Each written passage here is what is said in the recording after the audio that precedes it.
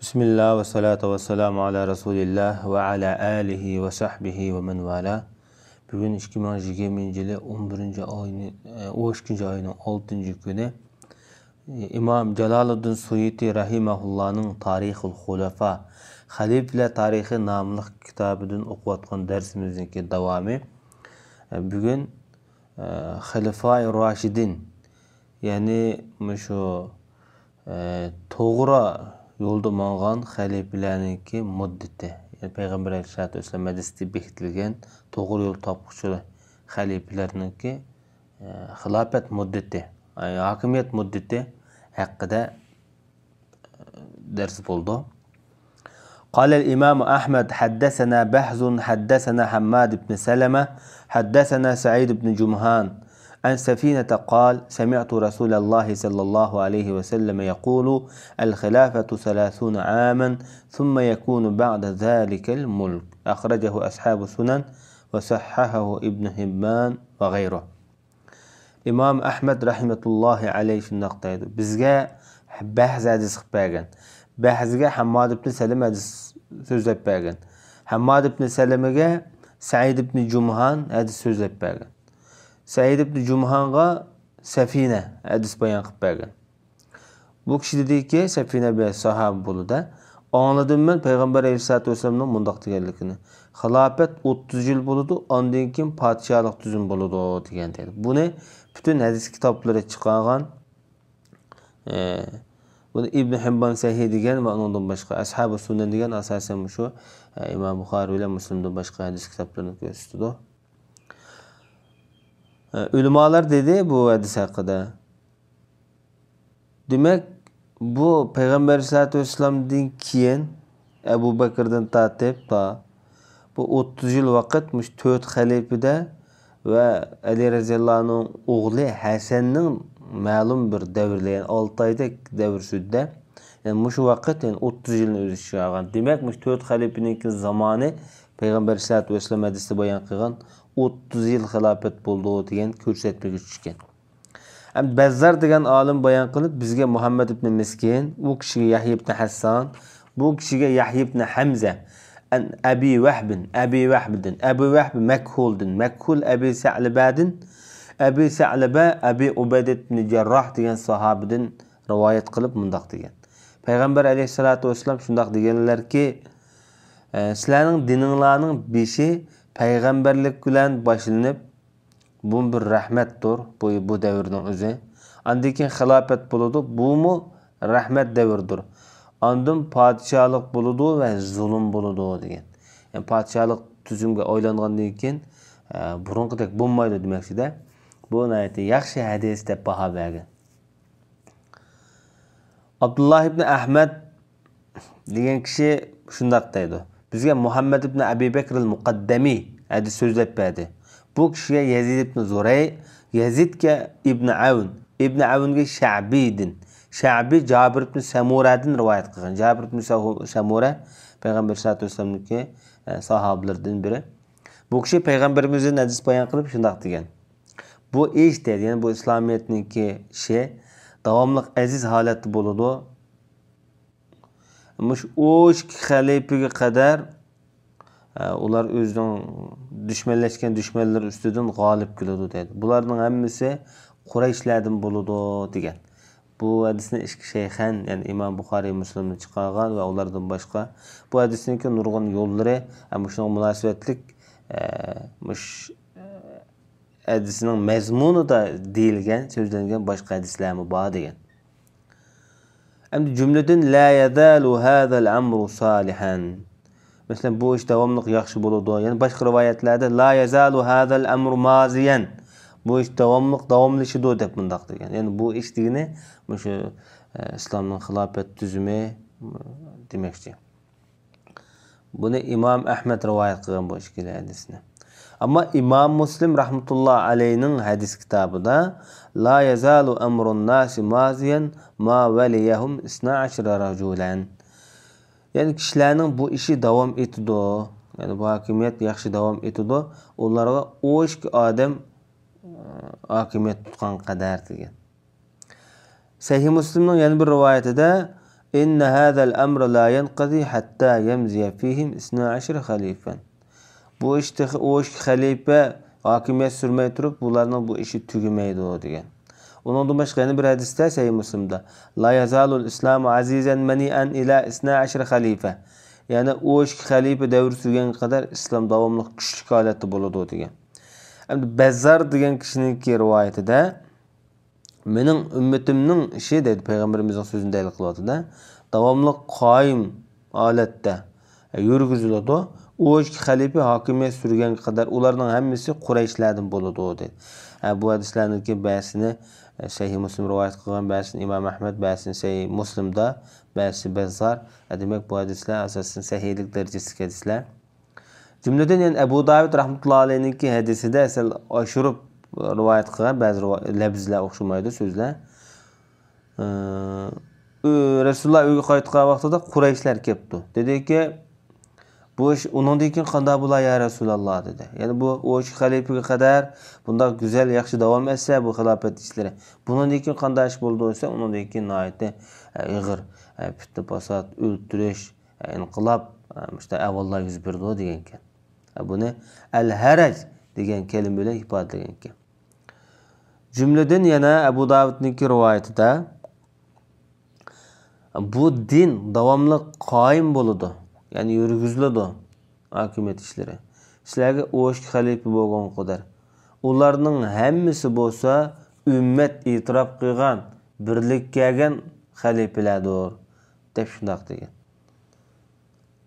Endi demak bu Payg'ambar sallallohu alayhi vasallamniki bu yerdagi o'shki xalifa degan so'zdagi maqsad nima?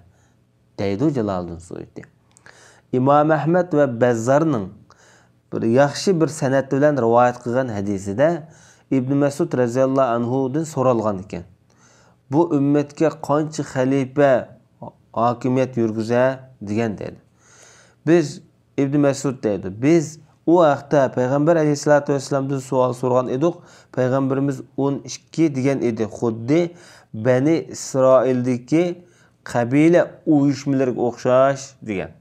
Yani Bani İsrail'de mi şu o'shki qabila uyushmasi tarkib topib, o'shki qabila bir-biriga işte hokimiyat tutib qilgan endi. Shunga o'xshash demoqchi. Demak endi Bani İsrail'de mi işte Musa alayhissalomdan keyin shu o'shki uyushma a'zosi boshqargan o'xshash, siyosat yurgizgan o'xshash, shu ummatning işte bo'ldi degan bo'lsa kerak. Hem de Qazi İyaz degan Maliki mezhebiniki alimining deyishicha bu yerda o'shki degandan maqsad bu hadislardagi va shunga munosabatli hadislardagi balkim bu xilofatning kuchli islomning aziz vaqtidagi ishlar bo'lishi mumkin. Chunki shu vaqtda butun kishilar ummat shu kishilarga xilofat ya'ni xalifa deb bay'at qilgan vaqtlar bo'lishi mumkin. Şu davrlarda demek kishilar ularga to'plashgan, ularni birdek e'tirof qilgan. Hamda Bani Umayyaning Umayyi sultonligining oxirgi mezgillari kelgan vaqtda bu yerda davolg'ish yuz berib, ularning orasida fitna fasod yuz berib, bu Valid ibn Yazidning zamonasi kelgan vaqtida bu fitna fasod nihoyat avjiga chiqqan. Hatto shu Abbosiylar davlati qurilgan qadar fitna fasod, ixtilof to'xtamgan bo'ladi. Oxiri Umayyalarniki sultoni hokimiyati g'ulab tushgan dedi. Bu Qozi Iyozniki bu o'shki degandan maqsad shu bo'lsa kerak deb tushuntirish ekan bu. Bu hadis bu so'zga to'liqlama berib Ibn Hajar Asqaloni Buxoriyning sharhisida mundaq degan ekan. Qozi Iyozning bu so'zi bu hadis haqidagi tushuncha jihatda eng to'g'ri deyilgan so'zdir. Chunki buning bu so'zi ba'zi hadislarda kelgan mazmunlarni qo'llaydi degan. Chunki ba'zi sahih hadislarda kishilarning hammasi shu xalifalarga, ya'ni shu o'shki xalifalarga ittifoq keladi, birga keladi degan hadis deyilgan. Bunun izohati shundoq. Bu yerda ijtimoiy maqsad, ya'ni bu kishilar bu xalifaga ijtimo qilindi, yig'ilindi degandan maqsad bu xalifelerge birdek e'tirof qilib bo'ysunudi degan bo'ldi deydi. Bu ameliyatdan o'tgan kishilarning hammasi masalan Abu Bakrga, ondan Umarga, ondan Usmonga, ondan Aliga birdek e'tirof qilib bularni xalifa deb hammasi bularga bo'ysungan.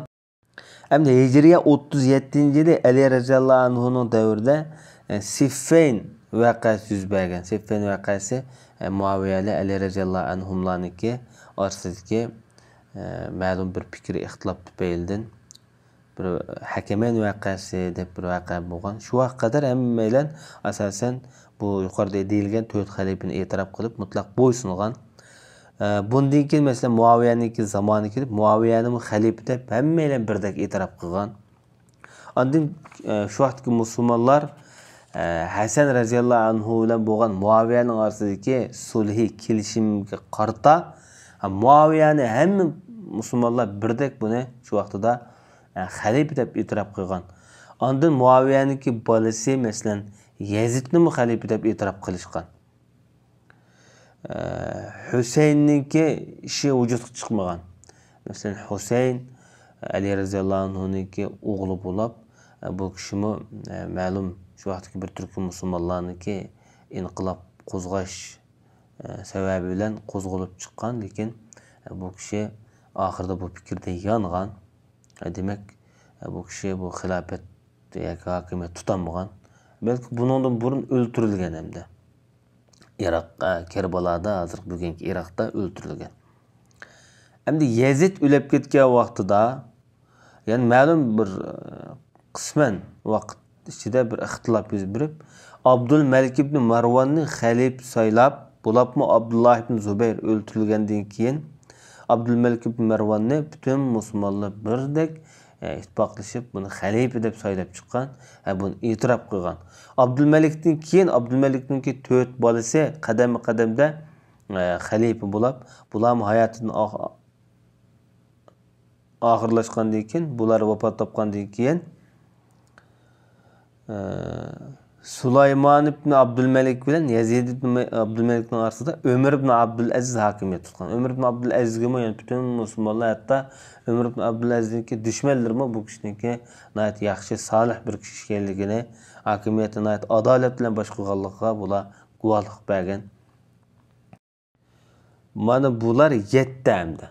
Umaviylar zamonasida 7, uning oldidagi 4 xalifa 11, o 2-chi xalifa bo'lsa Valid ibn Yazid ibn Abdülmelik'tir. Hisham o'lib ketgandan keyin Valid ibn Yazid ibn Abdülmelik'ga bütün musulmonlar buni xalifa deb bo'ysunib e'tirof qilgan. Bu kishi 4 yildak hokimiyat tutib, lekin oxirida bir qism kishilarniki bunga qo'zg'olon ko'tarish sababi bilan bu kishini o'ldirib ketgan, o'ldirgan. Mush kishi o'ldirilgandan keyin Valid ibn Yazid ibn Abdülmelik o'ldirilgandan keyin islom dunyosida fitna tarab, shu vaqtdan boshlab islom dunyosidagi holatlar, siyosiy holatlar, ijtimoiy holatlar o'zgarish boshlagan. Bundan keyin asosan kishilar bir xalifaga mutlaq holatda to'planib, yig'ilib bo'ysundiga avval asosan yuz berib boqmadi. Chunki Yazid ibn Valid degan kishi tog'asining o'g'li Valid ibn Yazid bayatning degan. Valid ibn Yazid qarshi chiqib, o kishiniki zamoni vaqti uzun davr surmadi. Lekin bu Yazid nima? Yani bir dadisining tog'asining o'g'li Marwan ibn Muhammad ibn Marwan degan kishi bu kishiga qarshi chiqib Yazidni o'ldirildi. Yazid Validni o'ldirdi, Yazidni Marwan ibn Muhammad o'ldirdi. Bundan keyin hamda inisi İbrahim bu xalifa bo'libdi. İbrahimni yana Marwan o'ldirdi. Endi Marwanni bütün Abbasilar jamoat qarshi chiqib, Abbasilar hokimiyatni elib Marwanni Abbasilar jamoat o'ldirdi. Demek en ahirki Umayyad xalifasi Marwan ibn Muhammad ibn Marwan. Bununki yani bir laqmi Marwan ibn Ja'di deydi. Çünkü Ja'di degan şu ustozi. Ondan başka Marwan el-Himar deydi. Yani Marwan eshak deb madam buna sabrchan adam bo'lg'ishqa ko'tarangi, charchumas. Shunga işte bir laqam bergan deyildi. Ondan keyin hamda Abbasiylar xalifasi qurildi. Bu Hijriya 132-yili. Tunji xalifa Saffah bo'lgan. İsmi Saffah, laqimi. Buningki zamonimi uzun davomlashmay, buningga ba'zi bir qism kishilar qo'zg'olon ko'targan. Bu Saffah o'lgandan keyin o'g'isi Mansur xalifa bo'lgan. Bumi uzun davr sürmedi. Buniki davrasi bir az uzun davomlashdi. Belki taxminan 20 yildak, ya'ni 18 yildak davr sürdü o deyman. Lekin o Mansurning zamoniga kelgan vaqtida islom dunyosininki Mag'ribul Aqsa, ya'ni Marokash taraflarini ta bu Endulus qadar shu ya'ni Umaviylar egallab oldi, bo'lib oldi-da yana. Demak, yana musulmonlar buningga birdek o'rtaq holatda ittifoq kelmadi. Hatta shu Umaviylar qo'lida Endulusning atrofiga shu Marokash tarafniki bir qismi Umaviylar qo'lida da hokimiyat surilib, ya'ni Umaviylar boshqarib, hatto keyingi davrga kelgan vaqtda ularni o'zi xalifa deb atadi. Ya'ni Hijriya 422dan keyin Endulusga Umaviylar o'zi xalifa deb atashga boshlagan. Demak, Abbasiylarning xilofati bu yerda bo'linib ketdi-da. Demak, bu Mansurninki zamonasidan keyin ham asosan xilofatniki xalifa degan ismning faqat ismi ham qolib qoldi. Abdulmalik ibn Marvonning zamonasida ta islom dunyosiningki sharqida, g'arbida, shimol, janublarida ta shu Turkiston zaminidan tortib Enduluschilik, ya'ni Umaviylar zamonasida bir xalifaga xutba qo'ydigan avval bo'ldi. Lekin bu Abbasiylar davrida, ya'ni Mansurning zamonasidan tortib bu ishga xotim berib, har bir yurtlar asosan her bir yurtda bular shu Abbasiylarga bo'linib olgan yurtlar o'z ismi bilan, o'z hokimining ismi bilan xutba qo'ydigan avvallar vujudga keldi. Lekin undan burun bir xalifaning buyrug'i bilan ma'lum shaharga hokim yoki vali tiklanadigan shu xalifaning nomida butun islom dunyosida xutba qo'ydigan avval mavjuddi. Demak, Abdulmalik ibn Marvonning zamonasidan keyin bo'lib, shu Umaviylar zamonasidan keyin bu ish xotim berildi deydi. Bu Jaloliddin Suyutining so'zi. Bu yerda musulmonlarning bu hokimiyat ishlarining cho'lib ketganligining ko'rinishlaridan Endulusda Hijriya 5-asrning o'zida bir vaqtda Oltaylan o'zini xalifa deb atab chiqdi. Uningdan boshqa Misr Ubaydiylar, Fatimiylarmi o'zini xalifa deyishdi. Bag'doddagi Abbasiylar bo'lsa o'zini qonunli xalifa, uningdan boshqa Havorishlardan, Alaviy jamoatidan chiqqan Abbasiylar qarshi o'zini xalifa deb atab chiqqan bir qism atalmış xalifalarmi islom dunyosida mavjud edi deydi. Demak, yuqorida o'tgan misollarga qarata, tushunchalarga qarata Payg'ambarimizning ondan keyin bir qatl am, ya'ni fitna fasod, ya'ni o'ltirish bo'ldi degan so'zi, ya'ni haraj degan so'zi, shu fitna fasodlardan, turli qalayimqon inqiloblardan kelib chiqqan o'limni ko'rsatadi deydi Jaloliddin Suyuti. Demak, haqiqatan bu fitna fasodlardan kelib chiqqan o'lim voqeasi islom dunyosida ko'p qoplagan shu davrda bu davomlashib keyingi mezgillarda texim eshib bo'lgan degandek shundoq bo'ldi deydi Jaloliddin Suyuti. Lekin bir qism qarashda bu o'shki xalifadan mandaq bir maqsadnimi yakuni chiqarganlarmi bo'lgan deydi.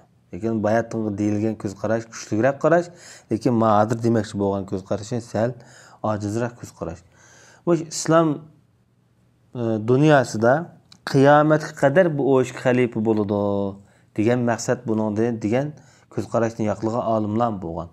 Ya'ni bular davomli haq bilan adolat bilan hukm surdi. Ularningki davri orqa paydin-pay kelmasimi bu qiyomatgacha bo'lgan o'shki xalifaninki ismi deb qaragan.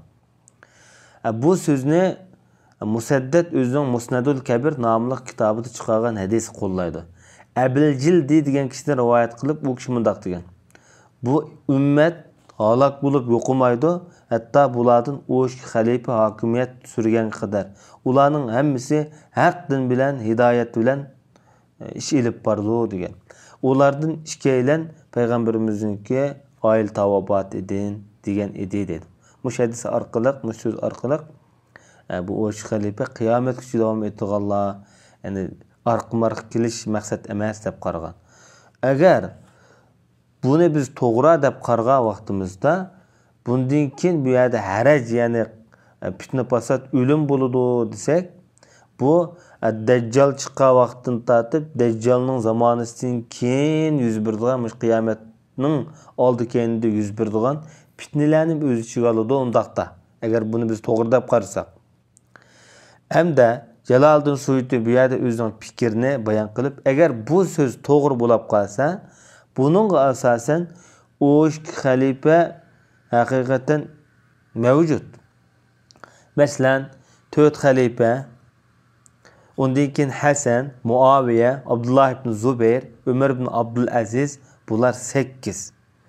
Ehtimal ularga Abbasilar xalifasidan Muhtadi, Muhammed ibn Vasiqni, bu kishi Hijriya 255-yili hokimiyat surganda, bunun qo'shimiz u Muhammedul Muhtadi Umayyalardagi Umar ibn Abdulazizga o'xshash nayt odil kishi edi deydi. Shundaqla Muhammad ibn Nasir Ledinillah, ya'ni Az-Zohir degan podshohni, ya'ni Abbasiylarniki, bu kishi Hijriya 622-yili hokimiyat surganda, bu kishini qo'shib qo'yishimiz mumkin. Chunki bu nayt odil hokimiyat surgan. Undan boshqa ishkaylan qilib qoladi. Birisi oxir zamonda chiqadigan Mahdi, u Rasulullohniki oil tavobatidir. Ya'ni birisi noma'lum. Deb ma qarashni agar to'g'ri bo'lib qolsa deb Jaloliddin Suyuti rahmatullohi alayhi mushu o'shkaylarni sanab chiqqan. Qog'ini vallohu a'lam. Va sallallohu ala nabiyyina Muhammad va ala alihi va sahbihi ajma'in.